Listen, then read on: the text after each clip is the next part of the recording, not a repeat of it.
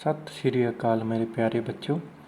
अज असी क्लास 8वीं की पहली वीडियो बनाने जा रहे हैं जो कि अप्रैल तो मई सिलेबस के अकॉर्डिंग है। तो इस विच सब तो पहला असी चैप्टर नंबर 7 करना है, जिस विच असी की पढ़ना पौद्यां ते जंतुओं की सुरक्षा के बारे कुछ पढ़ांगे। ठीक है, चलो फिर अज की क्लास शुरू करते हैं। अध्याय 7 पौद्यां अते जंतुओं की सुरक्षा, conservation of plants and animals. इस चैप्टर च असीं की पढ़ना कि पौधे जिहड़े है ते जीव जंतु जिहड़े है उन्हां नूं असीं किस तरह बचा सकते हैं। ठीक है, कुछ जातियां अजिहियां हुंदियां जिन्हां नूं बचाउण की जरूरत पै जांदी, जिहड़ी धरती ते बहुत घट रह गईयां, जिन्हां की गिणती घट जाती है। जिद्दां साडे कोल हो जांदे दरियाई घोड़े हो गए, ठीक है, गैंडे हो गए। इस तरह इन्हां दियां कुछ प्रजातियां हुंदियां जिहड़ियां कि कमियां जिन्हां दी धरती के उत्ते कमी हो जाती। ठीक है, तो उन्हां नूं बचाउण दे लई असीं की करना ते असीं किहड़ी चीज़ां बनाउंदे आ उहदे बारे असीं इस चैप्टर दे विच पढ़ना है। असीं वेख्या सी कि 7वीं श्रेणी विच बूजू अते पहेली ने प्रोफैसर अहमद ते टीबू दे नाल जंगलों की सैर की सी। वो अपने सहपाठियों नाल अपने अनुभव साझे करन लई बहुत उत्सुक सन। श्रेणी के बाकी सहपाठी भी अपने अपने अनुभव साझे करन लई बहुत ज़्यादा उत्सुक सन, क्योंकि उन्हां विचों कुछ भरतपुर रख या सैंक्चुरी वेखण गए सन। कुछ ने काजीरंगा नैशनल पार्क, लोकचाऊ वन जीवन रख, महानिकोबार जीव मंडल रिजर्व, टाइगर रिजर्व आदि बारे सुनिया होया सी।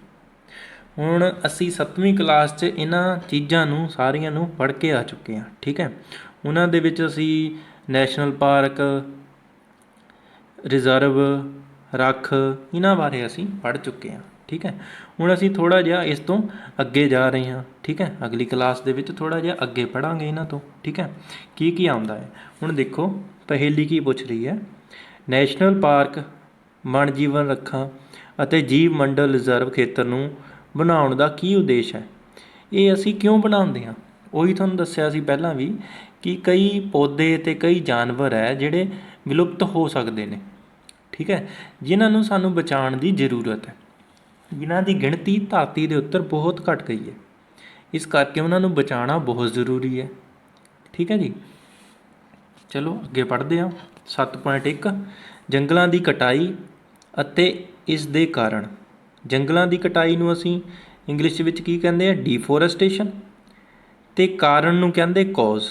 ठीक है, डिफोरस्टेशन एंड कॉज ऑफ डिफोरस्टेशन। हुण असीं पढ़ीए अगे। साडी प्रिथवी उपर अनेकां प्रकार के पौधे अते जंतु पाए जाते हैं।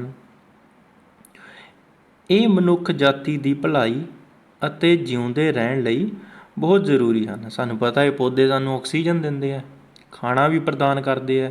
उस तरह जानवरों तो भी सानूं दुध, पनीर है ना, मांस, ये वगैरह चीज़ां मिलदियां हैं। असीं इन्हां पर निर्भर रहंदे हैं, है ना। अज इन्हां जीवां दे जिउंदे रहण लई जंगलों की कटाई एक वड्डा खतरा बन गई है। हुण जे असीं जंगलों की कटाई कर रहे तो जीव जंतुओं का घर भी खत्म हो रहा, क्योंकि वो जंगलों के विच ही रहिंदे ने। ठीक है, इस करके जे उन्हां ते खतरा है तो साडे ते भी ये खतरा है। सानूं पता है कि जंगलों की कटाई का भाव जंगलों नूं खत्म करके प्राप्त होई भूमि नूं होर कामां लई वरतों विच लिआउणा है। असीं क्या करते, वो जंगल नूं खत्म करके उसकी जगह कुछ होर बनाउण की कोशिश कर लैंदे, जिद्दां कोई होटल बना रहा, कोई फैक्ट्री बना लिया, ठीक है, कोई खेत बना लिया। जंगलों विच दरख्तां की कटाई हेठां लिखे उद्देश की पूर्ति लई कीती जाती है। हुण असीं की पढ़ना भी ये जंगलों की जिहड़ी कटाई है क्यों की जाती है। ठीक है, इत्थे तो स्टार्ट हो जाते साडे जंगल असीं क्यों कट रहे हैं, है ना। ਪਹਿਲਾ ਨੰਬਰ ਕੀ ਹੈ? ਖੇਤੀਬਾੜੀ ਲਈ ਭੂਮੀ ਪ੍ਰਾਪਤ ਕਰਨਾ। ਅਸੀਂ ਖੇਤੀਬਾੜੀ ਵਾਸਤੇ ਹੈ ਨਾ ਖੇਤ ਬਣਾ ਲੈਂਦੇ ਆ ਜੰਗਲਾਂ ਨੂੰ ਕੱਟ ਕੇ। ਘਰ ਜਾਂ ਕਾਰਖਾਨਿਆਂ ਦੇ ਨਿਰਮਾਣ ਲਈ ਕਈ ਘਰ ਬਣਾ ਲੈਂਦੇ ਆ, ਲੱਕੜੀ ਦੇ ਘਰ ਹੈ ਨਾ, ਅਤੇ ਕਾਰਖਾਨੇ ਵੀ ਬਣ ਜਾਂਦੇ। ਜਿੱਥੇ ਦਰੱਖਤ ਆ ਉਹਨਾਂ ਨੂੰ ਕੱਟ ਦਿਓ, ਉਸ ਜਗ੍ਹਾ 'ਤੇ ਕਾਰਖਾਨੇ ਬਣਾ ਦਿਓ, ਫੈਕਟਰੀਆਂ ਬਣਾ ਦਿਓ। ਫਰਨੀਚਰ ਬਣਾਉਣ ਲਈ ਜਾਂ ਲੱਕੜ ਦੀ ਬਾਲਣ ਦੇ ਰੂਪ ਵਿੱਚ ਵਰਤੋਂ ਕਰਨ ਲਈ ਅਸੀਂ ਫਰਨੀਚਰ ਬਣਾਉਂਦੇ ਹਾਂ ਨਾ, ਲੱਕੜੀਆਂ ਦੇ ਟੇਬਲ ਡੈਸਕ ਹੋ ਗਏ ਸਾਡੇ ਕੋਲ, ਠੀਕ ਹੈ, ਬੈੱਡ ਹੋ ਗਏ, ਇਹਨਾਂ ਵਾਸਤੇ ਵੀ ਸਾਨੂੰ ਜ਼ਰੂਰਤ ਪੈਂਦੀ ਹੈ। ਜੰਗਲਾਂ ਵਿੱਚ ਲੱਗੀ ਅੱਗ ਅਤੇ ਅੱਤ ਦਾ ਸੋਕਾ ਵੀ ਜੰਗਲਾਂ ਦੇ ਖਤਰੇ ਦਾ ਕਾਰਨ ਹੈ, ਜੰਗਲਾਂ ਦੇ ਖਾਤਮੇ ਦਾ ਕਾਰਨ ਹੈ। ਹੁਣ ਕੀ ਹੈ ਵੀ ਜੰਗਲਾਂ 'ਚ ਜਿਹੜੀ ਅੱਗ ਲੱਗ ਜਾਂਦੀ ਕਈ ਵਾਰ, ਉਸ ਨਾਲ ਵੀ ਜੰਗਲ ਖਤਮ ਹੋ ਜਾਂਦੇ। ਅਤੇ ਕਈ ਵਾਰ ਸੋਕਾ ਪੈ ਜਾਂਦਾ, ਕਈ ਵਾਰ ਬਹੁਤ ਸਮੇਂ ਤੱਕ ਜਦ ਮੀਂਹ ਨਹੀਂ ਪੈਂਦਾ ਉਹਨੂੰ ਅਸੀਂ ਸੋਕਾ ਕਹਿ ਦਿੰਦੇ, ਠੀਕ ਹੈ। ਸੋਕਾ ਪੈ ਜਾਂਦਾ ਫਿਰ ਵੀ ਜੰਗਲ ਖਤਮ ਹੋ ਜਾਂਦੇ, ਕਿਉਂਕਿ ਪੌਦਿਆਂ ਨੂੰ ਪਾਣੀ ਨਹੀਂ ਮਿਲਦਾ, ਪੌਦਿਆਂ ਨੂੰ ਨਹੀਂ ਮਿਲਦਾ, ਜਾਨਵਰਾਂ ਨੂੰ ਨਹੀਂ ਮਿਲਦਾ, ਫਿਰ ਉਹ ਆਖਰਕਾਰ ਕਿਆ ਹੋ ਜਾਂਦੇ? ਖਤਮ ਹੋ ਜਾਂਦੇ, ਠੀਕ ਹੈ। ਹੁਣ ਦੇਖੋ ਜੀ ਸਾਡੀ ਅੱਗੇ 7.2 ਜੰਗਲਾਂ ਦੀ ਕਟਾਈ ਦੇ ਨਤੀਜੇ, ਕੌਨਸੀਕੁਐਂਸਿਸ ਆਫ ਡੀਫੋਰੈਸਟੇਸ਼ਨ। ਨਤੀਜੇ ਨੂੰ ਕਿਆ ਕਹਿੰਦੇ ਅਸੀਂ? ਕੌਨਸੀਕੁਐਂਸਿਸ, ਠੀਕ ਹੈ। ਅਸੀਂ ਪੜ੍ਹਨਾ ਹੁਣ ਵੀ ਜੰਗਲ ਜਿਹੜੇ ਕੱਟ ਰਹੇ ਅਸੀਂ ਉਹਨਾਂ ਨਾਲ ਕੀ ਹੁੰਦਾ ਹੈ ਨਾ, ਫਿਰ ਕਿਆ ਹੋ ਗਿਆ ਜੇ ਜੰਗਲ ਕੱਟ ਹੋ ਗਏ, ਜਾਂ ਫਿਰ ਇਹਨਾਂ ਤੋਂ ਨੁਕਸਾਨ ਕਿਆ ਹੁੰਦਾ? ਕਿਆ ਇਹਨਾਂ ਦਾ ਕੋਈ ਫਾਇਦਾ ਵੀ ਹੈ ਜੰਗਲ ਕੱਟਣ ਦਾ? ਫਾਇਦਾ ਵੀ ਹੋ ਸਕਦਾ, ਨੁਕਸਾਨ ਵੀ ਹੋ ਸਕਦਾ ਹੈ ਨਾ। ਹੁਣ ਅਸੀਂ ਮੇਨਲੀ ਕੀ ਪੜ੍ਹਨਾ? ਅਸੀਂ ਨੁਕਸਾਨ ਹੀ ਪੜ੍ਹਾਂਗੇ, ਠੀਕ ਹੈ। ਫਾਇਦੇ ਤਾਂ ਅਸੀਂ ਦੱਸਦੇ ਵੀ ਉੱਥੇ ਘਰ ਬਣਾ ਲਿਆ, ਇਹ ਬਣਾ ਲਿਆ ਹੈ ਨਾ, ਲੱਕੜੀ ਦੇ ਫਰਨੀਚਰ ਵਗੈਰਾ ਬਣਾ ਲਏ, ਪਰ ਉਸ ਦੇ ਨਾਲ ਕਮੀਆਂ ਵੀ ਕੀ ਆਉਂਦੀਆਂ? ਹੁਣ ਇਹ ਦੇਖੋ, ਪਹਿਲੀ ਅਤੇ ਬੂਜੋ ਨੇ ਜੰਗਲ ਦੀ ਕਟਾਈ ਦੇ ਨਤੀਜੇ ਯਾਦ ਕਰਨ ਦੀ ਕੋਸ਼ਿਸ਼ ਕੀਤੀ। ਉਹਨਾਂ ਨੂੰ ਯਾਦ ਆਇਆ ਕਿ ਜੰਗਲਾਂ ਦੀ ਅੰਨ੍ਹੇਵਾਹ ਕਟਾਈ ਕਾਰਨ ਪ੍ਰਿਥਵੀ ਦਾ ਤਾਪ ਅਤੇ ਪ੍ਰਦੂਸ਼ਣ ਪੱਧਰ ਵੱਧ ਜਾ ਰਿਹਾ ਹੈ। ਹੁਣ ਜੇਕਰ ਅਸੀਂ ਜੰਗਲਾਂ ਨੂੰ, ਜੇਕਰ ਅਸੀਂ ਜੰਗਲ ਨਹੀਂ ਕਹਿ ਰਹੇ, ਅਸੀਂ ਬੂਟਿਆਂ ਨੂੰ ਹੈ ਨਾ, ਆਪਾਂ ਜਿੰਨੇ ਕੱਟੀਏ ਉਨੇ ਲਗਾ ਦਈਏ ਫਿਰ ਤਾਂ ਕੋਈ ਪ੍ਰੋਬਲਮ ਨਹੀਂ ਹੈ, ਪਰ ਜੇਕਰ ਅਸੀਂ ਅੰਨ੍ਹੇਵਾਹ ਕੱਟੀ ਹੋ ਜਾਈਏ ਬੂਟਿਆਂ ਨੂੰ, ਫਿਰ ਦੇਖੋ ਕੀ ਹੁੰਦਾ, ਕਿਆ ਹੋ ਰਿਹਾ? ਅੰਨ੍ਹੇਵਾਹ ਕਟਾਈ ਕਾਰਨ ਪ੍ਰਿਥਵੀ ਦਾ ਤਾਪ ਅਤੇ ਪ੍ਰਦੂਸ਼ਣ ਵੱਧਦਾ ਜਾ ਰਿਹਾ ਹੈ। ਪ੍ਰਿਥਵੀ ਦੀ ਗਰਮੀ ਹੈ ਨਾ, ਧਰਤੀ ਦੇ ਉੱਪਰ ਗਰਮੀ ਵੱਧ ਰਹੀ ਅਤੇ ਪ੍ਰਦੂਸ਼ਣ ਵੀ ਵੱਧਦਾ। ਤੁਹਾਨੂੰ ਪਤਾ ਹੈ ਨਾ, ਪੌਦੇ ਆ ਜਿਹੜੇ ਪੋਲਿਊਸ਼ਨ ਘਟਾਉਂਦੇ ਆ, ਪ੍ਰਦੂਸ਼ਣ ਨੂੰ ਘਟਾਉਂਦੇ ਆ ਹੈ ਨਾ, ਅਤੇ ਸਾਨੂੰ ਆਕਸੀਜਨ ਦਿੰਦੇ ਆ, ਮਤਲਬ ਹੈ ਨਾ, ਆਕਸੀਜਨ ਦਿੰਦੇ ਆ, ਕਾਰਬਨ ਡਾਈਆਕਸਾਈਡ ਲੈਂਦੇ ਆ, ਵਾਤਾਵਰਨ ਨੂੰ ਸ਼ੁੱਧ ਰੱਖਦੇ। ਅਤੇ ਇਸੇ ਤਰ੍ਹਾਂ ਇਹ ਪੌਦਿਆਂ ਦੇ ਨਾਲ ਸਾਡਾ ਤਾਪਮਾਨ ਵੀ ਜੁੜਿਆ ਹੋਇਆ, ਠੀਕ ਹੈ, ਪਾਣੀ ਦਾ ਚੱਕਰ ਵੀ ਜੁੜਿਆ ਹੋਇਆ ਹੈ, ਠੀਕ ਹੈ। ਪੌਦਿਆਂ ਦੇ ਨਾਲ ਤਾਪਮਾਨ ਕਿੱਦਾਂ ਜੁੜਿਆ ਹੋਇਆ, ਅੱਗੇ ਪੜ੍ਹਦੇ ਹਾਂ। ਇਸ ਨਾਲ ਵਾਯੂਮੰਡਲ ਵਿੱਚ ਕਾਰਬਨ ਡਾਈਆਕਸਾਈਡ ਦੇ ਪੱਧਰ ਵੀ ਵੱਧ ਰਿਹਾ ਹੈ। ਹੁਣ ਕਿਆ ਹੁੰਦਾ, ਪੌਦੇ ਕੱਟਦੇ ਅਸੀਂ, ਪੌਦੇ ਲੈਂਦੇ ਕਾਰਬਨ ਡਾਈਆਕਸਾਈਡ ਸੰਸਲੇਸ਼ਣ ਲਈ ਹੈ ਨਾ, ਪ੍ਰਕਾਸ਼ ਸੰਸਲੇਸ਼ਣ ਲਈ ਕਾਰਬਨ ਡਾਈਆਕਸਾਈਡ ਲੈਂਦੇ। ਹੁਣ ਜੇਕਰ ਪੌਦੇ ਹੀ ਨਹੀਂ ਹੋਣਗੇ ਤਾਂ ਕਾਰਬਨ ਡਾਈਆਕਸਾਈਡ ਕਿੱਥੇ ਜਾਊਗੀ?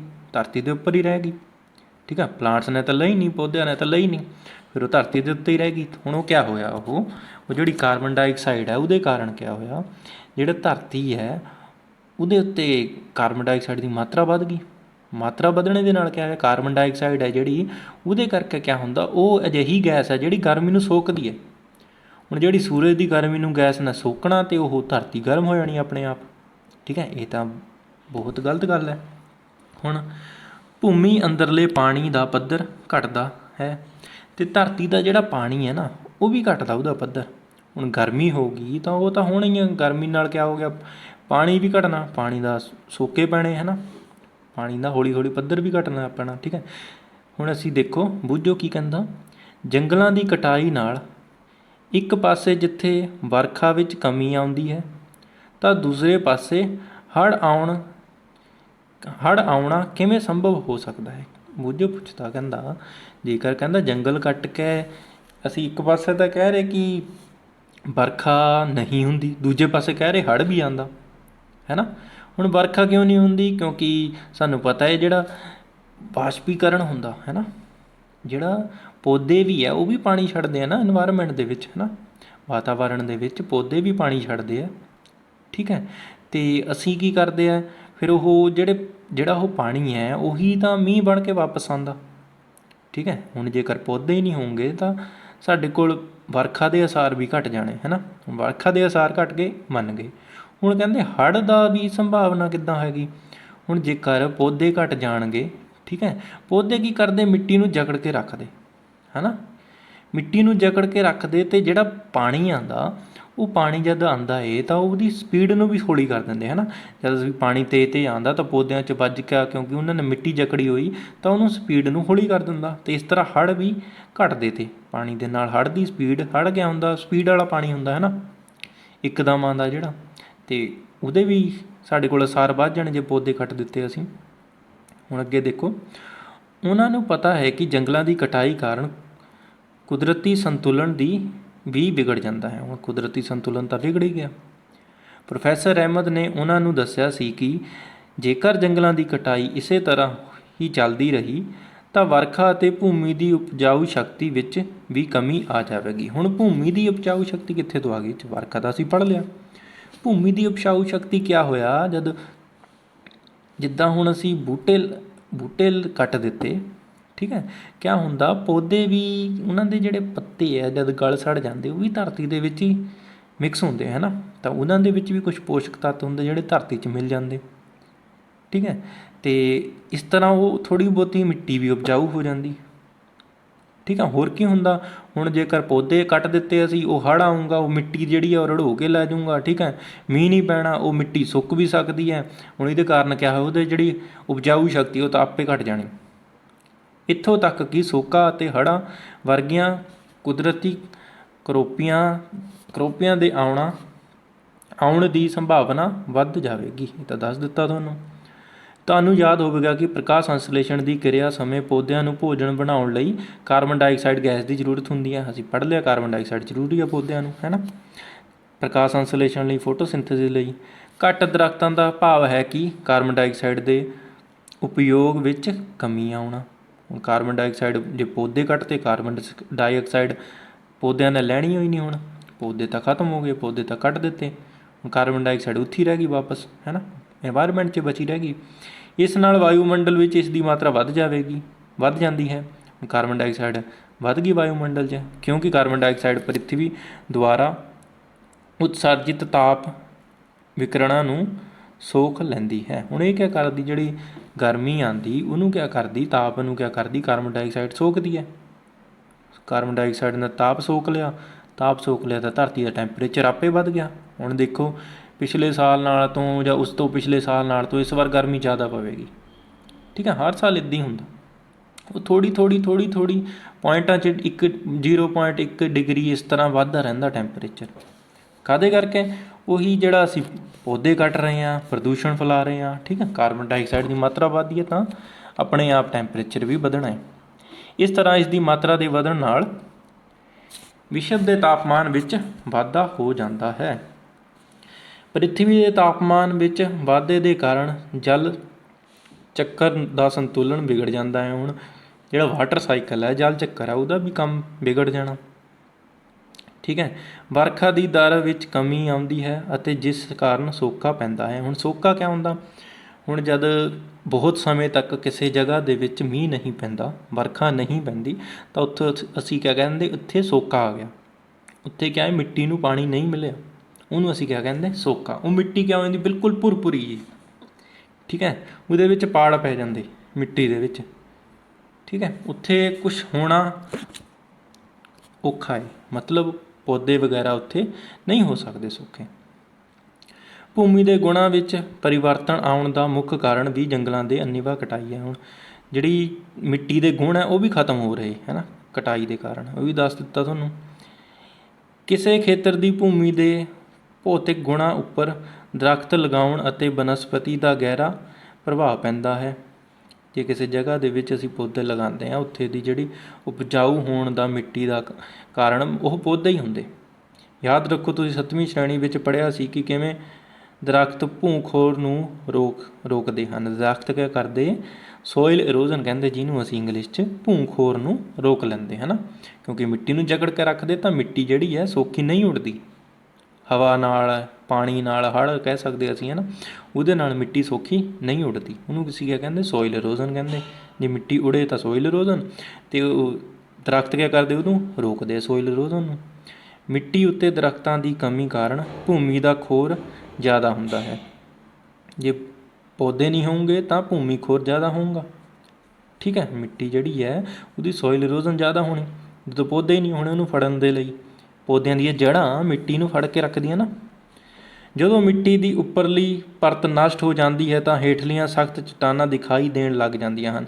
ਹੁਣ ਉੱਪਰ ਮਿੱਟੀ ਕਿਆ ਹੁੰਦੀ, ਭੁਰਭੁਰੀ ਜਿਹੀ ਹੁੰਦੀ ਹੈ ਨਾ। ਥੱਲੇ ਵਾਲੀ ਮਿੱਟੀ ਕਿਆ ਹੁੰਦੀ, ਸਖਤ ਹੁੰਦੀ।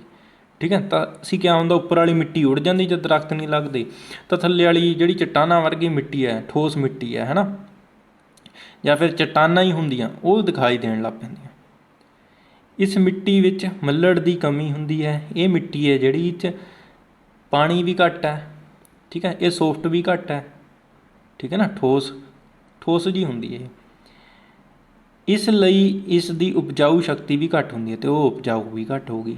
ਠੀਕ ਹੈ, ਹੌਲੀ ਹੌਲੀ ਉਪਜਾਊ ਮਿੱਟੀ ਮਾਰੂਥਲ ਵਿੱਚ ਬਦਲ ਜਾਂਦੀ ਹੈ। ਇਸ ਨੂੰ ਮਾਰੂਥਲੀਕਰਨ ਆਖਦੇ ਹਨ। ਅਤੇ ਹੌਲੀ ਹੌਲੀ ਕਿਆ ਹੁੰਦਾ, ਉਹ ਜਿਹੜੀ ਮਿੱਟੀ ਹੈ ਉਹ ਇੱਕ ਤਰ੍ਹਾਂ ਮਾਰੂਥਲ ਵਿੱਚ ਬਦਲ ਜਾਂਦੀ। ਠੀਕ ਹੈ, ਰੇਗਿਸਤਾਨ ਵਾਂਗੂ ਉਹਦੇ ਵਿੱਚ ਡੈਜ਼ਰਟ ਕਹਿੰਦੇ, ਜਿਹਨੂੰ ਅਸੀਂ ਇੰਗਲਿਸ਼ 'ਚ ਰੇਗਿਸਤਾਨ ਵਿੱਚ ਬਦਲ ਜਾਂਦੀ। ਠੀਕ ਹੈ, ਅਤੇ ਇਹਨੂੰ ਅਸੀਂ ਕਿਆ ਕਹਿੰਦੇ, ਮਾਰੂਥਲੀਕਰਨ। ਇੰਗਲਿਸ਼ 'ਚ ਕਹਿੰਦੇ ਅਸੀਂ ਡੈਜ਼ਰਟੀਫਿਕੇਸ਼ਨ। ਡੈਜ਼ਰਟੀਫਿਕੇਸ਼ਨ, DESERTIFICATION, ਡੈਜ਼ਰਟੀਫਿਕੇਸ਼ਨ ਜਾਂ ਮਾਰੂਥਲੀਕਰਨ। ਠੀਕ ਹੈ, ਜੰਗਲਾਂ ਦੀ ਕਟਾਈ ਕਾਰਨ ਭੂਮੀ ਦੀ ਪਾਣੀ ਨੂੰ ਪਕੜ ਕੇ ਰੱਖਣ ਦੀ ਸਮਰੱਥਾ ਅਤੇ ਭੂਮੀ ਦੀ ਉੱਪਰਲੀ ਸਤ੍ਹਾ ਤੋਂ ਹੇਠਾਂ ਵੱਲ ਨੂੰ ਪਾਣੀ ਜੀਰਨ ਦੀ ਸਮਰੱਥਾ 'ਤੇ ਵੀ ਉਲਟ ਪ੍ਰਭਾਵ ਪੈਂਦਾ ਹੈ, ਜਿਸ ਕਾਰਨ ਹੜ੍ਹ ਆਉਂਦੇ ਹਨ। ਹੁਣ ਕਿਆ ਹੁੰਦਾ, ਜਿਹੜਾ ਜਦ ਅਸੀਂ ਜੰਗਲ ਕੱਟਤੇ, ਠੀਕ ਹੈ, ਉਹਨੇ ਕਿਆ ਹੋਇਆ, ਉਹਦੇ ਕਾਰਨ ਕਿਆ ਹੋਇਆ, ਜਿਹੜੀ ਉਹ ਪੌਦੇ ਤੇ ਉਹ ਪਾਣੀ ਨੂੰ ਵੀ ਇੱਕ ਤਰ੍ਹਾਂ ਜਕੜ ਕੇ ਰੱਖ ਦਿੱਤੇ। ਜੋ ਮਿੱਟੀ ਨੂੰ ਜਕੜ ਕੇ ਰੱਖ ਦਿੱਤੇ, ਮਿੱਟੀ ਵੀ ਉਸ ਟਾਈਮ ਉਹਦੀ ਛਾਂ ਦੇ ਕਾਰਨ ਕਹਿ ਸਕਦੇ ਅਸੀਂ, ਹੈ ਨਾ। ਮਿੱਟੀ ਜਿਹੜਾ ਪਾਣੀ ਦਾ ਸਤਰ ਆ ਥੋੜ੍ਹਾ ਜਿਹਾ ਉੱਪਰ ਰਹਿੰਦਾ ਤਾ, ਥੋੜ੍ਹੀ ਜਿਹੀ ਗਿੱਲੀ ਰਹਿੰਦੀ ਤੀ ਮਿੱਟੀ, ਹੈ ਨਾ। ਹੁਣ ਕਿਆ ਹੋਇਆ, ਉੱਪਰਲੀ ਸਤ੍ਹਾ ਮਿੱਟੀ, ਹੁਣ ਮਿੱਟੀ ਜਿਹੜੀ ਆ ਉਹਦੇ ਵਿੱਚ ਉੱਪਰਲੀ ਸਤ੍ਹਾ ਦੇ ਵਿੱਚ ਜੇ ਬੂਟੇ ਨਹੀਂ ਹੈ ਤਾਂ ਸੁੱਕ ਜਾਂਦਾ ਪਾਣੀ, ਹੈ ਨਾ। ਅਤੇ ਜਿਹੜਾ ਸੁੱਕ ਕੇ ਉਹਦਾ ਜਿਹੜਾ ਪੱਧਰ ਹੈ ਥੱਲੇ ਜਾਂਦਾ ਰਹਿੰਦਾ। ਠੀਕ ਹੈ, ਅਤੇ ਜੇਕਰ ਹੜ੍ਹ ਆ ਗਏ ਉਹਨੇ ਮਿੱਟੀ ਸਾਰੀ ਹੜਾ ਕੇ ਲੈ ਜਾਣੀ। ਠੀਕ ਹੈ, ਸਮਝ ਗਏ। ਭੂਮੀ ਦੇ ਹੋਰ ਗੁਣ ਜਿਵੇਂ ਪੋਸ਼ਕ ਤੱਤ ਅਤੇ ਬਣਤਰ ਆਦਿ ਵੀ ਜੰਗਲਾਂ ਦੀ ਕਟਾਈ ਕਾਰਨ ਪ੍ਰਭਾਵਿਤ ਹੁੰਦੇ ਹਨ। ਹੁਣ ਕਿਆ ਹੁੰਦਾ, ਇਹ ਜਿਹੜੀ ਪੋਸ਼ਕ ਤੱਤ ਹੈ ਉਹ ਵੀ ਖਤਮ ਹੋਣ ਲੱਗ ਪੈਂਦੇ ਹੌਲੀ ਹੌਲੀ, ਹੈ ਨਾ। ਦੱਸ ਦਿੱਤਾ ਤੁਹਾਨੂੰ ਇਹ ਵੀ। ਅਸੀਂ 7ਵੀਂ ਸ਼੍ਰੇਣੀ ਵਿੱਚ ਪੜ੍ਹਿਆ ਹੈ ਕਿ ਜੰਗਲਾਂ ਤੋਂ ਸਾਨੂੰ ਬਹੁਤ ਸਾਰੇ ਉਤਪਾਦਨ ਪ੍ਰਾਪਤ ਹੁੰਦੇ ਹਨ। ਉਹਨਾਂ ਉਤਪਾਦਨਾਂ ਦੀ ਸੂਚੀ ਬਣਾਓ। ਜੇਕਰ ਆਪਾਂ ਦਰੱਖਤਾਂ ਦੀ ਲਗਾਤਾਰ ਕਟਾਈ ਕਰਦੇ ਰਹੀਏ ਤਾਂ ਕੀ ਸਾਨੂੰ ਇਹਨਾਂ ਉਤਪਾਦਾਂ ਦੀ ਕਮੀ ਦਾ ਸਾਹਮਣਾ ਕਰਨਾ ਪਵੇਗਾ। ਹੁਣ ਤੁਸੀਂ ਕੀ ਕਰਨਾ, ਇੱਕ ਸੂਚੀ ਬਣਾਉਣੀ ਜਿਹਦੇ ਵਿੱਚ ਅਸੀਂ ਕੀ ਕਰਨਾ, ਉਤਪਾਦਾਂ ਦੀ ਕਮੀ ਕਾਰਨ, ਠੀਕ ਹੈ, ਕਿਹੜੇ ਕਿਹੜੇ ਸਾਡੇ ਕੋਲ ਪਹਿਲਾਂ ਉਤਪਾਦ ਪ੍ਰਾਪਤ ਹੁੰਦੇ, ਹੈ ਨਾ, ਜੰਗਲਾਂ ਤੋਂ, ਅਤੇ ਉਹਨਾਂ ਦੀ ਕਮੀ ਕਿੱਦਾਂ ਹੋ ਸਕਦੀ। ਜੇ ਅਸੀਂ ਜੰਗਲ ਕੱਟਦੇ, ਕਿਹੜੇ ਉਤਪਾਦ ਦੀ ਕਮੀ ਹੋਣੀ, ਹੈ ਨਾ, ਕਿਹੜੀ ਚੀਜ਼ ਦੀ ਕਮੀ ਹੋ ਸਕਦੀ, ਇਹ ਤੁਸੀਂ ਸੂਚੀ ਬਣਾ ਸਕਦੇ ਹੋ। ਠੀਕ ਹੈ, ਵੈਸੇ ਤੁਹਾਨੂੰ ਦੱਸ ਹੀ ਦਿੱਤਾ ਉੱਪਰਲੀ ਲਾਈਨਾਂ ਇਹਦੇ ਵਿੱਚ। ਹੁਣ ਆ ਗਈ ਕਿਰਿਆ 7.2, ਜੰਗਲਾਂ ਦੀ ਕਟਾਈ ਕਾਰਨ ਨਾਲ ਜੰਗਲੀ ਜੰਤੂਆਂ ਦਾ ਜੀਵਨ ਵੀ ਪ੍ਰਭਾਵਿਤ ਹੋਇਆ ਹੈ। ਕਿਵੇਂ, ਇਹਨਾਂ ਕਾਰਨਾਂ ਦੀ ਸੂਚੀ ਬਣਾ ਕੇ ਆਪਣੀ ਸ਼੍ਰੇਣੀ ਵਿੱਚ ਇਸ ਦੀ ਚਰਚਾ ਕਰੋ। ਠੀਕ ਹੈ, ਇਹਨਾਂ ਕਾਰਨਾਂ ਦੀ ਆਪਾਂ ਕਲਾਸ ਦੇ ਵਿੱਚ ਡਿਸਕਸ਼ਨ ਕਰਦੇ ਹਾਂ। ਠੀਕ ਹੈ, ਇੱਕ ਦੂਸਰੇ ਨਾਲ ਗੱਲਾਂ ਕਰਦੇ ਹਾਂ ਵੀ ਜੇਕਰ ਜੰਗਲ ਕੱਟ 'ਤੇ ਜੀਵ ਜੰਤੂਆਂ ਪਰ ਕਿਆ ਪ੍ਰਭਾਵ ਪਿਆ, ਹੈ ਨਾ। ਆਪਾਂ ਪੌਦਿਆਂ 'ਤੇ ਤਾਂ ਦੇਖ ਲਿਆ, ਮਿੱਟੀ ਵਗੈਰਾ 'ਤੇ ਤਾਂ ਦੇਖ ਲਿਆ ਕਿਆ ਪ੍ਰਭਾਵ ਪਿਆ, ਹੈ ਨਾ। ਅਤੇ ਹੁਣ ਅਸੀਂ ਜੰਤੂਆਂ ਦੇ ਉੱਪਰ ਕਿਆ ਪ੍ਰਭਾਵ ਪੈਂਦਾ ਉਹ ਵੀ ਪਤਾ ਹੋਣਾ ਚਾਹੀਦਾ, ਹੈ ਨਾ। ਉਹਨਾਂ ਦਾ ਵੀ ਘਰ ਚਲਾ ਜਾਂਦਾ, ਜਾਨਵਰਾਂ ਦਾ ਘਰ ਕੀ ਹੁੰਦਾ, ਪੌਦੇ ਹੀ ਹੁੰਦੇ, ਜੰਗਲ ਹੀ ਹੁੰਦੇ, ਹੈ ਨਾ। 7.3 ਜੰਗਲ ਅਤੇ ਜੰਗਲੀ ਜੀਵਨ ਦੀ ਸੁਰੱਖਿਆ। Wildlife and wildlife conservation. ਸੁਰੱਖਿਆ ਨੂੰ ਕਿਆ ਕਹਿੰਦੇ, ਕੰਜ਼ਰਵੇਸ਼ਨ, ਅਤੇ ਜੰਗਲ ਨੂੰ ਕਿਆ ਕਹਿੰਦੇ, ਵਾਈਲਡ ਲਾਈਫ। ਠੀਕ ਹੈ, ਜੰਗਲੀ ਜੀਵਨ ਵੀ ਵਾਈਲਡ ਲਾਈਫ ਹੀ ਹੋ ਗਿਆ ਸਾਡਾ। ਠੀਕ ਹੈ, ਜੰਗਲ ਦੀ ਕਟਾਈ ਦੇ ਪ੍ਰਭਾਵ ਜਾਣਨ ਤੋਂ ਬਾਅਦ ਪਹੇਲੀ ਅਤੇ ਬੂਝੋ ਚਿੰਤਿਤ ਸਨ।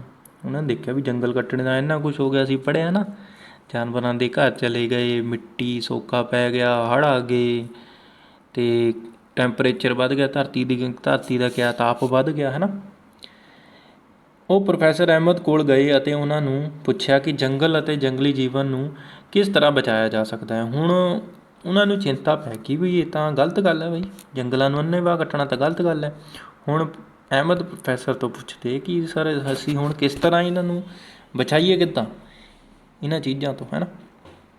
ਪ੍ਰੋਫੈਸਰ ਅਹਿਮਦ ਨੇ ਪਹਿਲੀ ਬੂਝੂ ਅਤੇ ਉਹਨਾਂ ਦੇ ਸਹਿਪਾਠੀਆਂ ਲਈ ਜੀਵ ਮੰਡਲ ਸੁਰੱਖਿਆ ਖੇਤਰ ਘੁੰਮਣ ਜਾਣ ਦਾ ਪ੍ਰੋਗਰਾਮ ਆਯੋਜਿਤ ਕੀਤਾ। ਉਹਨੇ ਕਿਹਾ ਇੱਕ ਟਰਿਪ ਬਣਾਇਆ, ਹੈ ਨਾ, ਐਜੂਕੇਸ਼ਨਲ ਟਰਿਪ ਬਣਾਇਆ ਕਿ ਚਲੋ ਅਸੀਂ ਘੁੰਮਣ ਚੱਲਦੇ ਹਾਂ ਜੀਵ ਮੰਡਲ ਸੁਰੱਖਿਆ ਖੇਤਰ ਦੇ ਵਿੱਚ। ਇਸ ਦੇ ਲਈ ਉਹਨਾਂ ਨੇ ਪੰਚਮੜੀ ਜੀਵ ਮੰਡਲ ਰਿਜ਼ਰਵ ਨਾਮਕ ਖੇਤਰ ਨੂੰ ਚੁਣਿਆ। ਉਹਨੇ ਕਿਹਾ ਚੁਣਿਆ ਪੰਚਮੜੀ ਜੀਵ ਮੰਡਲ, ਇਹ ਕਿੱਥੇ ਹੈ, ਮੱਧ ਪ੍ਰਦੇਸ਼ ਦੇ ਵਿੱਚ ਹੈ, ਪੰਚਮੜੀ ਜੀਵ ਮੰਡਲ ਰਿਜ਼ਰਵ, ਠੀਕ ਹੈ। ਸਤਪੁੜਾ ਦੀਆਂ ਪਹਾੜੀਆਂ ਉੱਥੇ ਅਤੇ ਉਹਨਾਂ ਦੇ ਵਿੱਚ ਹੈ ਇਹ, ਠੀਕ ਹੈ। ਉਹ ਜਾਣਦੇ ਹਨ ਕਿ ਇਸ ਖੇਤਰ ਦੇ ਪੌਦੇ ਅਤੇ ਜੰਤੂ ਉੱਪਰਲੇ ਹਿਮਾਲਿਆ ਪਰਬਤ ਦੀਆਂ ਚੋਟੀਆਂ ਅਤੇ ਹੇਠਲੇ ਪੱਛਮੀ ਘਾਟ ਵਿੱਚ ਮਿਲਣ ਵਾਲੇ ਪੌਦੇ ਅਤੇ ਜੰਤੂਆਂ ਵਰਗੇ ਹੀ ਹਨ। ਉਹ ਇਹਨਾਂ ਨੇ ਕਿਆ ਦੇਖਿਆ ਵੀ ਇਹ ਤਾਂ ਬਈ ਇੱਥੇ ਜਿਹੜੇ ਜਾਨਵਰ ਹੈ ਉਹ ਹਿਮਾਲਿਆ ਵਰਗੇ ਹੈ, ਹਿਮਾਲਿਆ ਕਿਆ ਪਰਬਤ ਹੈ ਨਾ, ਹਿਮਾਲਿਆ ਪਰਬਤ ਦੇ ਆਲੇ ਦੁਆਲੇ ਮਿਲਣੇ ਵਾਲੇ, ਹੈ ਨਾ। ਅਤੇ ਜਿਹੜੇ ਪੱਛਮੀ ਘਾਟ ਹੈ, ਪੜ੍ਹਿਆ ਹੋਣਾ ਤੁਸੀਂ SST ਦੇ ਵਿੱਚ, ਹੈ ਨਾ, ਸਮਾਜਿਕ ਸਿੱਖਿਆ 'ਚ, ਕਿ ਪੱਛਮੀ ਘਾਟ ਕਿਹੜੇ ਹੁੰਦੇ, ਹੈ ਨਾ, ਉੱਥੇ ਮਿਲਣੇ ਵਾਲੇ ਜਾਨਵਰ ਵਗੈਰਾ ਪੌਦੇ ਵਗੈਰਾ ਉਹ ਇੱਥੇ ਵੀ ਉਸੇ ਤਰ੍ਹਾਂ ਦੇ ਤੇ। ਪ੍ਰੋਫੈਸਰ ਅਹਿਮਦ ਦਾ ਵਿਸ਼ਵਾਸ ਹੈ ਕਿ ਇਸ ਖੇਤਰ ਦੇ ਜੈਵ ਵਿਭਿੰਨਤਾ ਅਨੋਖੀ ਹੈ। ਉਹਨਾਂ ਨੇ ਕਿਆ ਦੇਖਿਆ ਵੀ ਇੱਥੇ ਕੁਝ ਜੀਵਨ ਹੈ ਜਿਹੜਾ ਉਹ ਬਾਕੀ ਜਗ੍ਹਾ ਨਾਲ ਤੋਂ ਅਲੱਗ ਹੈ, ਠੀਕ ਹੈ। ਜਿੱਦਾਂ ਹੁਣ ਪੰਜਾਬ ਦੇ ਵਿੱਚ ਕੋਈ ਜਾਨਵਰ ਅਲੱਗ ਮਿਲਣਗੇ, ਉੱਥੇ ਕੁਛ ਅਲੱਗ ਮਿਲੂਗੇ, ਇੱਥੇ ਪੌਦੇ ਅਲੱਗ ਹੋਣਗੇ, ਉੱਥੇ ਕੁਛ ਅਲੱਗ ਹੋਣਗੇ, ਬਿਲਕੁਲ ਅਲੱਗ ਨਹੀਂ, ਕੁਛ ਕੁ ਪੌਦੇ ਅਲੱਗ ਹੋਣੇ, ਹੈ ਨਾ, ਕੁਛ ਕੁ ਜਾਨਵਰ ਅਲੱਗ ਹੋਣੇ। ਉਹਨਾਂ ਨੇ ਵਣ ਵਿਭਾਗ ਦੇ ਕਰਮਚਾਰੀ ਸ਼੍ਰੀ ਮਾਧਵ ਜੀ ਨੂੰ ਜੀਵ ਮੰਡਲ ਸੁਰੱਖਿਆ ਖੇਤਰ ਵਿੱਚ ਬੱਚਿਆਂ ਦਾ ਮਾਰਗਦਰਸ਼ਨ ਕਰਨ ਲਈ ਬੇਨਤੀ ਕੀਤੀ। ਉਹਨੇ ਕਿਆ ਕਿਹਾ, ਸ਼੍ਰੀ ਮਾਧਵ ਜੀ ਨੂੰ ਕਿਹਾ ਕਿ ਚਲੋ ਆ ਜਾਓ, ਤੁਸੀਂ ਸਾਨੂੰ ਦੱਸੋ ਇੱਥੇ ਕੀ ਕੀ ਹੈ ਨਾ, ਇਸ ਖੇਤਰ ਦੇ ਵਿੱਚ ਕੀ ਕੀ ਦੇਖਣ ਨੂੰ ਮਿਲਦਾ, ਕਿਆ ਕਿਆ ਫਾਇਦੇ ਆ ਉਹਦੇ, ਕਿਆ ਕਿਆ ਨੁਕਸਾਨ ਹੈ ਨਾ।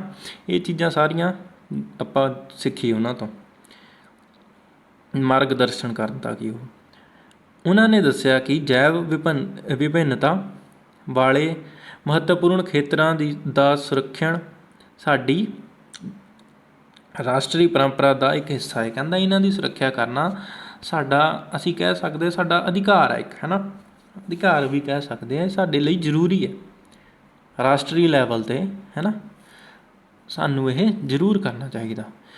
ਜੀਵ ਮੰਡਲ ਪ੍ਰਿਥਵੀ ਦਾ ਉਹ ਹਿੱਸਾ ਹੈ, ਜੀਵ ਮੰਡਲ ਕਿਆ ਹੁੰਦਾ, ਕਹਿੰਦਾ ਧਰਤੀ ਦਾ ਉਹ ਹਿੱਸਾ ਜਿਸ ਵਿੱਚ ਸਜੀਵ ਪਾਏ ਜਾਂਦੇ ਹਨ, ਜਿੱਥੇ ਜੀਣ ਵਾਲੀਆਂ ਚੀਜ਼ਾਂ ਪਾਈਆਂ ਜਾਂਦੀਆਂ, ਜਿਨ੍ਹਾਂ ਦੇ ਵਿੱਚ ਜਾਨ ਹੈ, ਜਾਂ ਜੋ ਹਿੱਸਾ ਸਜੀਵਾਂ ਨੂੰ ਸਹਾਰਾ ਦਿੰਦਾ ਹੈ, ਜਿੱਥੇ ਕਿਆ ਹੈ, ਜਾਂ ਫਿਰ ਜਿੱਥੇ ਅਸੀਂ ਕਹਿੰਦੇ ਜਿਹੜੇ ਸਜੀਵ ਜਾਨਵਰ ਹੈ ਜਾਂ ਪੌਦੇ ਆ ਉਹਨਾਂ ਨੂੰ ਸਹਾਰਾ ਦੇਣ ਵਾਲੀ ਜਗ੍ਹਾ ਨੂੰ ਅਸੀਂ ਕਿਆ ਕਹਿੰਦੇ, ਜੀਵ ਮੰਡਲ ਪ੍ਰਿਥਵੀ ਦੀ ਉਹ ਜਗ੍ਹਾ, ਠੀਕ ਹੈ।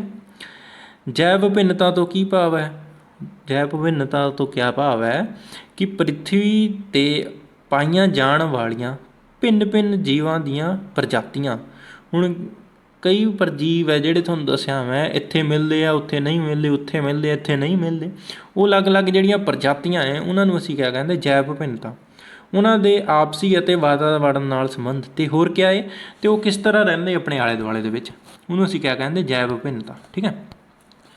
ਮਾਧਵ ਜੀ ਨੇ ਬੱਚਿਆਂ ਨੂੰ ਸਮਝਾਇਆ ਕਿ ਸਾਡੇ ਵਿਅਕਤੀਗਤ ਪੱਧਰ ਅਤੇ ਸਮਾਜਿਕ ਪੱਧਰ ਦੀਆਂ ਕੋਸ਼ਿਸ਼ਾਂ ਦੇ ਨਾਲ ਸਰਕਾਰੀ ਏਜੰਸੀਆਂ ਵੀ ਜੰਗਲਾਂ ਅਤੇ ਜੰਗਲੀ ਜੀਵਾਂ ਦੀ ਸੁਰੱਖਿਆ ਲਈ ਕੰਮ ਕਰ ਰਹੀਆਂ ਹਨ। ਉਹਨਾਂ ਕਿਹਾ ਵੀ ਜਿਹੜੀ ਸਰਕਾਰ ਹੈ ਉਹ ਵੀ ਸਾਡੀ ਹੈਲਪ ਕਰਦੀ ਹੈ ਨਾ ਇਹਨਾਂ ਨੂੰ ਬਚਾਉਣ ਦੇ ਲਈ। ਸਰਕਾਰ ਉਹਨਾਂ ਨੂੰ ਸੁਰੱਖਿਅਤ ਰੱਖਣ ਲਈ ਨਿਯਮ, ਵਿਧੀਆਂ ਅਤੇ ਨੀਤੀਆਂ ਬਣਾਉਂਦੀ ਹੈ। ਸਰਕਾਰ ਕਿਆ ਬਣਾਉਂਦੀ ਹੈ, ਉਹਨਾਂ ਦੇ ਲਈ ਨਿਯਮ ਬਣਾਉਂਦੀ ਹੈ, ਬਈ ਇੱਥੇ ਫਲਾਣਾ ਬੰਦਾ ਨਹੀਂ ਜਾ ਸਕਦਾ, ਇੱਥੇ ਸ਼ਿਕਾਰ ਨਹੀਂ ਹੋ ਸਕਦਾ, ਇੱਥੇ ਤਾਰ ਲਗਾ ਦਿਓ ਤਾਂ ਕਿ ਕੋਈ ਐਂਟਰ ਨਾ ਕਰੇ, ਕੋਈ ਬਾਹਰੀ ਬੰਦਾ ਨਾ ਆ ਜਾਵੇ, ਠੀਕ ਹੈ, ਕੰਡਿਆਂ ਵਾਲੀ ਤਾਰ ਲਗਾ ਦਿਓ, ਠੀਕ ਹੈ, ਜਾਂ ਇਹ ਜਾਨਵਰ ਇੱਥੇ ਤੋਂ ਬਾਹਰ ਨਾ ਜਾਣ ਕਿਉਂਕਿ ਬਾਹਰ ਲੋਕ ਵਗੈਰਾ ਇਹਨਾਂ ਨੂੰ ਖਾ ਵੀ ਸਕਦੇ ਮਾਸ ਮੀਟ ਦੇ ਲਈ, ਹੈ ਨਾ। ਜੰਗਲੀ ਜੀਵਨ ਰੱਖਾਂ ਨੈਸ਼ਨਲ ਪਾਰਕ ਅਤੇ ਜੀਵ ਮੰਡਲ ਰਿਜ਼ਰਵ ਆਦਿ ਅਜਿਹੇ ਨਿਵਾਸ ਸਥਾਨ ਹਨ ਜੋ ਉਸ ਖੇਤਰ ਵਿਚਲੇ ਪੌਦਿਆਂ ਅਤੇ ਜੰਤੂਆਂ ਦੀ ਸੁਰੱਖਿਆ ਲਈ ਸੁਰੱਖਿਅਤ ਰੱਖੇ ਜਾਂਦੇ ਹਨ। ਇਹ ਕਿਹਾ ਹੈ ਸਾਡੇ ਕੋਲ, ਰੱਖਾਂ ਨੈਸ਼ਨਲ ਪਾਰਕ ਅਤੇ ਰਿਜ਼ਰਵ ਕਿਆ ਹੁੰਦੇ, ਜੀਵ ਮੰਡਲ ਰਿਜ਼ਰਵ ਕਿਆ ਹੁੰਦੇ, ਜਿੱਥੇ ਅਸੀਂ ਕਹਿੰਦਾ ਪੌਦੇ ਅਤੇ ਜਾਨਵਰਾਂ ਨੂੰ ਬਚਾ ਕੇ ਰੱਖਦੇ, ਬਾਹਰਲੀ ਦੁਨੀਆ ਤੋਂ ਬਚਾ ਕੇ ਰੱਖਦੇ, ਠੀਕ ਹੈ। ਉਹ ਅਜਿਹੀ ਜਗ੍ਹਾ ਹੁੰਦੀ ਜਿੱਥੇ ਬਾਹਰਲੀ ਦੁਨੀਆ ਤੋਂ ਬਚਾ ਕੇ ਰੱਖਦੇ, ਠੀਕ ਹੈ। ਜਿੱਦਾਂ ਅਸੀਂ ਕਹਿ ਸਕਦੇ ਜ਼ੂ ਵੀ ਇੱਕ ਤਰ੍ਹਾਂ, ਉੱਥੇ ਵੀ ਅਸੀਂ ਬਚਾ ਕੇ ਰੱਖਦੇ ਹਾਂ ਚਿੜੀਆ ਘਰ 'ਚ, ਉੱਥੇ ਵੀ ਬਾੜ ਵਗੈਰਾ ਲਗਾਈ ਵੀ ਹੁੰਦੀ ਹੈ ਨਾ, ਬਾਹਰ ਕੰਡਿਆਂ ਵਾਲੀ ਤਾਰ ਵੀ ਲਗਾਈ ਹੁੰਦੀ ਕਈ ਜਗ੍ਹਾ ਦੇ ਉੱਤੇ, ਜਾਲ ਲਾਏ ਵੇ ਹੁੰਦੇ, ਕੰਧਾਂ ਕੀਤੀਆਂ ਹੁੰਦੀਆਂ ਤਾਂ ਕਿ ਅਸੀਂ ਜਾਨਵਰਾਂ ਦੇ ਨਾਲ ਕੋਲ ਜਾ ਨਾ ਸਕਣ, ਹੈ ਨਾ, ਕਿਉਂਕਿ ਜਾਨਵਰ ਸਾਨੂੰ ਮਾਰ ਸਕਦੇ ਜਾਂ ਫਿਰ ਅਸੀਂ ਜਾਨਵਰਾਂ ਦੇ ਉੱਪਰ ਕੁਛ ਅਟੈਕ ਨਾ ਕਰ ਦੇਣ, ਹੈ ਨਾ, ਅਸੀਂ ਕੋਈ ਚੀਜ਼ ਪੱਥਰ ਵਗੈਰਾ ਨਾ ਸਿੱਟ ਦੇਣ ਉਹਨਾਂ ਦੇ ਉੱਤੇ। ਉੱਥੇ ਵੀ ਉਹਨਾਂ ਨੂੰ ਇੱਕ ਤਰ੍ਹਾਂ ਬਚਾਇਆ ਹੀ ਜਾਂਦਾ, ਹੈ ਨਾ। ਪੌਦਾ ਜਗਤ, ਜੰਤੂ ਜਗਤ ਅਤੇ ਉਹਨਾਂ ਦੇ ਨਿਵਾਸ ਸਥਾਨਾਂ ਨੂੰ ਬਚਾ ਕੇ ਰੱਖਣ ਲਈ ਕੁਝ ਸੁਰੱਖਿਅਤ ਖੇਤਰ ਬਣਾਏ ਗਏ ਹਨ, ਜਿਨ੍ਹਾਂ ਨੂੰ ਰੱਖਾ ਨੈਸ਼ਨਲ ਪਾਰਕ ਅਤੇ ਜੀਵ ਮੰਡਲ ਰਿਜ਼ਰਵ ਕਿਹਾ ਜਾਂਦਾ ਹੈ। ਹੁਣ ਜੀ ਇਹ ਤਿੰਨੇ ਕਿਆ ਹੈ, ਪੌਦਿਆਂ ਅਤੇ ਜੰਤੂਆਂ ਨੂੰ ਬਚਾਉਣ ਦੇ ਲਈ ਬਣਾਈਆਂ ਵਾ। ਇਹਨਾਂ ਖੇਤਰਾਂ ਵਿੱਚ ਪੌਦੇ ਉਗਾਉਣੇ, ਖੇਤੀ ਕਰਨੀ, ਪਸ਼ੂ ਚਰਾਉਣੇ, ਦਰੱਖਤਾਂ ਦੀ ਕਟਾਈ ਕਰਨੀ, ਸ਼ਿਕਾਰ ਕਰਨਾ ਅਤੇ ਖੱਲ ਪ੍ਰਾਪਤ ਕਰਨ ਲਈ ਸ਼ਿਕਾਰ ਕਰਨਾ ਆਦਿ ਦੀ ਮਨਾਹੀ ਹੈ। ਇੱਥੇ ਇਹਨਾਂ ਖੇਤਰਾਂ ਦੇ ਵਿੱਚ ਆਹ ਚੀਜ਼ਾਂ ਜਿਹੜੀਆਂ ਦੱਸੀਆਂ ਮੈਂ, ਇਹਨਾਂ ਨੂੰ ਮਨ੍ਹਾ ਕੀਤਾ ਵਾ ਵੀ ਇਹ ਇੱਥੇ ਨਹੀਂ ਕਰ ਸਕਦੇ ਤੁਸੀਂ ਬਈ। ਕਿਆ ਨਹੀਂ ਕਰ ਸਕਦੇ? ਇੱਥੇ ਅਸੀਂ ਬੂਟੇ ਨਹੀਂ ਲਾਉਣ ਆ ਸਕਦੇ ਬਾਹਰ ਤੋਂ, ਠੀਕ ਹੈ, ਖੇਤੀ ਨਹੀਂ ਕਰਨੀ ਇੱਥੇ, ਖੇਤ ਨਹੀਂ ਬਣਾਉਣੇ, ਪਸ਼ੂ ਨੂੰ ਚਰਾਉਣ ਆਉਣਾ, ਦਰੱਖਤ ਨਹੀਂ ਕੱਟਣੇ ਇੱਥੇ, ਸ਼ਿਕਾਰ ਨਹੀਂ ਕਰਨਾ, ਉਹਨਾਂ ਦੀ ਖੱਲ ਨਹੀਂ ਲਾਹ ਸਕਦੇ ਅਸੀਂ ਸ਼ਿਕਾਰ ਕਰਕੇ, ਹੈ ਨਾ, ਮਾਰ ਕੇ ਉਹਨਾਂ ਨੂੰ, ਜਾਨਵਰਾਂ ਨੂੰ। ਅਸੀਂ ਇੱਦਾਂ ਦੀ ਕੁਛ ਨਹੀਂ ਕਰ ਸਕਦੇ ਉੱਥੇ ਜਾ ਕੇ, ਛੇੜਖਾਨੀ ਨਹੀਂ ਕਰ ਸਕਦਾ ਕੋਈ ਬਾਹਰ ਦਾ ਬੰਦਾ, ਠੀਕ ਹੈ। ਉੱਥੇ ਸਾਡੇ ਕੋਲ ਬਾਊਂਡਰੀਆਂ ਬਣਾਈਆਂ ਹੁੰਦੀਆਂ, ਕੰਡਿਆਂ ਵਾਲੀਆਂ ਤਾਰਾਂ, ਕਰੰਟ ਵਾਲੀਆਂ ਤਾਰਾਂ, ਕੰਧਾਂ ਕੀਤੀਆਂ ਹੁੰਦੀਆਂ, ਠੀਕ ਹੈ, ਤਾਂ ਕਿ ਅੰਦਰ ਵਾਲੇ ਜੀਵਨ ਨੂੰ ਬਚਾਇਆ ਜਾ ਸਕੇ। ਰੱਖਾਂ ਹੁਣ ਕਿਆ ਹੁੰਦੀਆਂ? ਉਹ ਖੇਤਰ ਜਿੱਥੇ ਜੰਤੂਆਂ ਅਤੇ ਉਹਨਾਂ ਦੇ ਨਿਵਾਸ ਸਥਾਨਾਂ ਨੂੰ ਕਿਸੇ ਵੀ ਤਰ੍ਹਾਂ ਦੇ ਦਖਲ ਅੰਦਾਜ਼ੀ ਤੋਂ ਬਚਾ ਕੇ ਰੱਖਿਆ ਜਾਂਦਾ ਹੈ। ਇੱਥੇ ਕਿਆ ਹੈ, ਬਾਹਰ ਦਾ ਬੰਦਾ ਇੱਥੇ ਆ ਕੇ ਰੱਖਾਂ ਦੇ ਵਿੱਚ ਆ ਕੇ, ਰੱਖਾਂ ਕਿਆ ਹੁੰਦੀ ਹੈ, ਜਿੱਥੇ ਜੰਤੂਆਂ ਨੂੰ ਬਚਾ ਕੇ ਰੱਖਿਆ ਜਾਂਦਾ ਬਾਹਰਲੀ ਦੁਨੀਆ ਤੋਂ, ਉਹਨਾਂ ਨੂੰ ਕਿਆ ਕਹਿੰਦੇ ਅਸੀਂ? ਰੱਖਾ ਕਹਿੰਦੇ, ਠੀਕ ਹੈ। ਕਿ ਜਿੱਥੇ ਵੀ ਉਹ ਰਹਿੰਦੇ ਹੈ, ਹੁਣ ਅਸੀਂ ਜੇਕਰ ਸ਼ੇਰ ਉਸ ਜੰਗਲ ਦੇ ਵਿੱਚ ਰਹਿ ਰਿਹਾ ਸਮਝ ਲਓ, ਠੀਕ ਹੈ, ਤਾਂ ਅਸੀਂ ਉਹਦੇ ਆਲੇ ਦੁਆਲੇ ਇੱਕ ਬਾੜ ਲਗਾਤੀ ਬਈ ਇਸ ਸ਼ੇਰ ਨੂੰ ਬਚਾ ਲਓ ਬਈ, ਠੀਕ ਹੈ। ਬਾਹਰਲੇ ਵਾਲੇ ਲੋਕ ਇਹਨੂੰ ਮਾਰ ਸਕਦੇ, ਸ਼ਿਕਾਰ ਕਰ ਸਕਦੇ, ਠੀਕ ਹੈ, ਉਹਨੂੰ ਅਸੀਂ ਕਿਆ ਕਹਿੰਦੇ? ਰੱਖ। ਸ਼ੇਰ ਵੀ ਬਚਿਆ ਅਤੇ ਉਹਦੀ ਆਲੇ ਦੁਆਲੇ ਵਾਲੀ ਜਗ੍ਹਾ ਜਿੱਥੇ ਉਹ ਰਹਿੰਦਾ, ਉਹਦਾ ਘਰ ਕਹਿ ਸਕਦੇ ਅਸੀਂ, ਉਹ ਵੀ ਬਚਿਆ, ਠੀਕ ਹੈ, ਉਹਨੂੰ ਅਸੀਂ ਕਿਆ ਕਹਿੰਦੇ? ਰੱਖਾਂ। ਇਹ ਸਪੈਸ਼ਲੀ ਬਣਾਏ ਜਾਂਦੇ, ਉਸੇ ਜਗ੍ਹਾ ਦੇ ਵਿੱਚ ਬਾੜ ਕਰ ਦਿੱਤੀ ਜਾਂਦੀ ਜਿੱਥੇ ਉਹ ਰਹਿ ਰਹੇ ਪਹਿਲੀ। ਨੈਸ਼ਨਲ ਪਾਰਕ ਕਹਿੰਦੇ ਉਹ ਖੇਤਰ ਜੋ ਜੰਗਲੀ ਜੀਵਾਂ ਲਈ ਰਾਖਵਾਂ ਖੇਤਰ ਹੁੰਦਾ ਹੈ। ਇਹ ਵੀ ਕਿਆ ਹੈ, ਕਹਿੰਦਾ ਇਹ ਜੰਗਲੀ ਜੀਵ ਜਿਹੜੇ ਹੈ ਇਹ ਵੀ ਉਸੇ ਤਰ੍ਹਾਂ ਹੁੰਦਾ, ਰੱਖਾਂ ਵਰਗਾ ਹੀ ਹੁੰਦਾ, ਬਾੜ ਲਗਾਈ ਵਗੈਰਾ ਵਗੈਰਾ ਕੀਤਾ ਹੁੰਦਾ, ਠੀਕ ਹੈ, ਜਿੱਥੇ ਉਹ ਸੁਤੰਤਰ ਨਾਲ ਆਪਣੇ ਨਿਵਾਸ ਸਥਾਨਾਂ ਅਤੇ ਹੋਰ ਕੁਦਰਤੀ ਸਰੋਤਾਂ ਦੀ ਵਰਤੋਂ ਕਰ ਸਕਦੇ ਆ। ਇੱਥੇ ਕਿਆ ਹੁੰਦੇ, ਉਹ ਥੋੜ੍ਹੇ ਜਿਹੇ ਫਰੀ ਹੋ ਜਾਂਦੇ, ਹੈ ਨਾ, ਜਿਹੜੀ ਹੈ ਸਾਡੇ ਕੋਲ ਰੱਖਾਂ ਹੈ ਉਸ ਨਾਲ ਤੋਂ ਕਿਆ ਲੱਗ ਗਿਆ, ਇਹ ਥੋੜ੍ਹੇ ਜਿਹੇ ਫਰੀ ਹੋ ਜਾਂਦੇ ਉੱਥੇ ਨਾਲ ਤੋਂ, ਠੀਕ ਹੈ, ਆਪਣੇ ਉਹੀ ਕੁਦਰਤੀ ਸਾਧਨਾਂ ਦੇ ਵਿੱਚ ਰਹਿੰਦੇ, ਉਹੀ ਘਰਾਂ ਦੇ ਵਿੱਚ ਰਹਿੰਦੇ, ਠੀਕ ਹੈ। ਜੀਵ ਮੰਡਲ ਰਿਜ਼ਰਵ, ਇਹ ਕਿਆ ਹੁੰਦਾ? ਜੰਗਲੀ ਜੀਵਨ ਸੁਰੱਖਿਅਣ ਲਈ ਬਚਾ ਕੇ ਰੱਖਿਆ ਉਹ ਵਿਸ਼ਾਲ ਖੇਤਰ ਜਿੱਥੇ ਪੌਦਿਆਂ, ਜੰਤੂਆਂ ਅਤੇ ਆਦਿਵਾਸੀਆਂ ਨੂੰ ਪਰੰਪਰਿਕ ਜੀਵਨ ਢੰਗਾਂ ਅਨੁਸਾਰ ਜਿਉਂਦੇ ਰਹਿਣ ਲਈ ਰਾਖਵਾਂ ਰੱਖਿਆ ਜਾਂਦਾ। ਇਹ ਵੀ ਬਾਊਂਡਰੀ ਕੀਤੀ ਹੁੰਦੀ ਇੱਥੇ ਵੀ, ਪਰ ਇੱਥੇ ਕਿਆ ਇੱਕ ਖਾਸ ਚੀਜ਼ ਕਿਆ ਆ ਗਈ, ਪੌਦੇ ਜੰਤੂ ਤਾਂ ਹੈਗੇ, ਆਦੀਵਾਸੀ ਵੀ ਆ ਗਏ, ਆਦੀਵਾਸੀ ਵੀ ਇੱਥੇ ਰਹਿੰਦੇ ਆ, ਠੀਕ ਹੈ। ਉਹ ਪੁਰਾਣੇ ਤੌਰ ਜਿੱਦਾਂ ਅਸੀਂ ਪੁਰਾਣੇ ਲੋਕ ਜੀਂਦੇ ਸੀ ਨਾ ਇਹਨਾਂ ਦੇ ਨਾਲ, ਤਾਂ ਉਹ ਇਸੇ ਤਰ੍ਹਾਂ ਜੀ ਰਹੇ, ਠੀਕ ਹੈ, ਉਹਨਾਂ ਨੂੰ ਬਚਾ ਕੇ ਰੱਖਿਆ ਹੋਇਆ। ਕਿਰਿਆ 7.3 ਕਿਆ ਕਹਿੰਦੀ?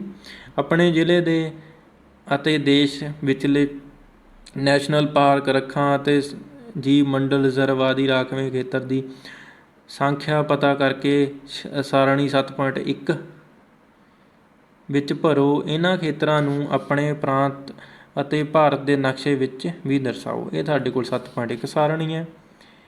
ਇਹ ਦੇਖੋ ਤੁਸੀਂ ਇੱਕ ਵਾਰ ਪਹਿਲਾਂ ਇਹ ਸਾਰਣੀ ਕਿਤੇ ਤੋਂ ਲੱਭ ਲੈਣੀ, ਕਿੱਥੇ ਤੋਂ ਲੱਭਣੀ? ਨੈੱਟ ਤੋਂ ਲੱਭ ਸਕਦੇ ਹਾਂ, ਠੀਕ ਹੈ, ਜਾਂ ਫਿਰ ਤੁਹਾਡੀ SST ਦੀ ਕਿਤਾਬ ਦੇ ਵਿੱਚ, ਸੋਸ਼ਲ ਸਟੱਡੀਜ਼ ਦੀ ਕਿਤਾਬ ਦੇ ਵਿੱਚ ਇਹ ਦਿੱਤਾ ਵਾ ਹੁੰਦਾ, ਹੈ ਨਾ। ਅਤੇ ਤੁਸੀਂ ਇਹ ਪਤਾ ਕਰਕੇ ਇਹਦੇ ਵਿੱਚ ਲਿਖਣਾ ਅਤੇ ਇੱਕ ਮੈਪ ਲੈ ਕੇ ਮੈਪ ਦੇ ਉੱਪਰ ਵੀ ਦਿਖਾਉਣਾ ਇਹ ਫਲਾਣੀ ਜਗ੍ਹਾ ਫਲਾਣੀ, ਠੀਕ ਹੈ।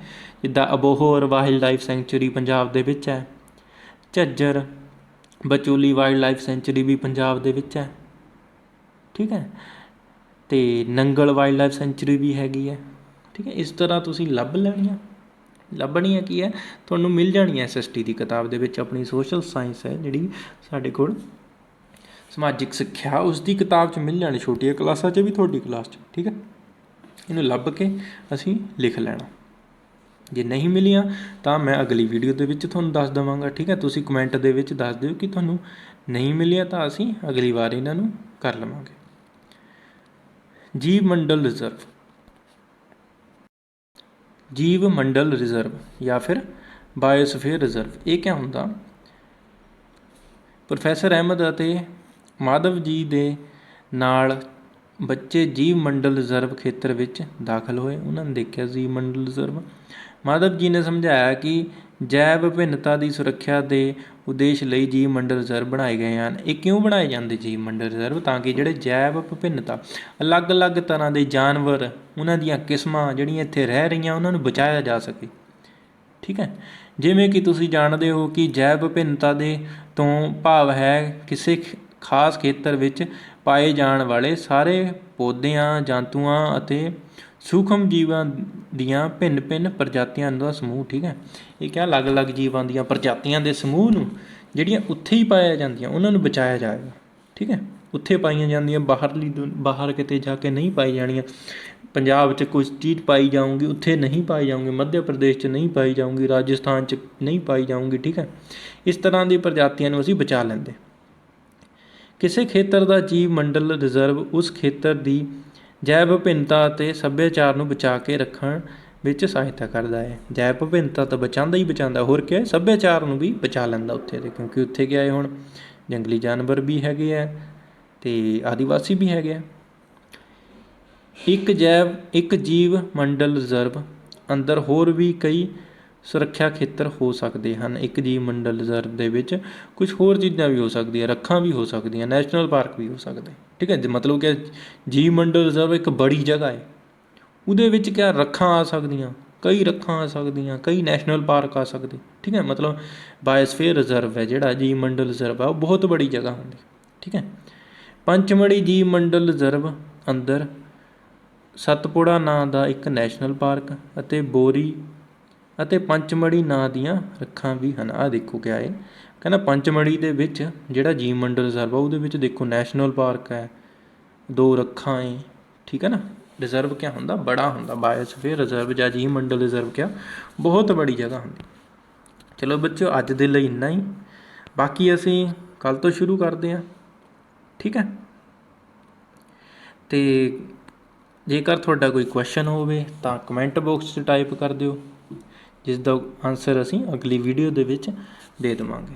ਠੀਕ ਹੈ ਜੀ, ਧੰਨਵਾਦ।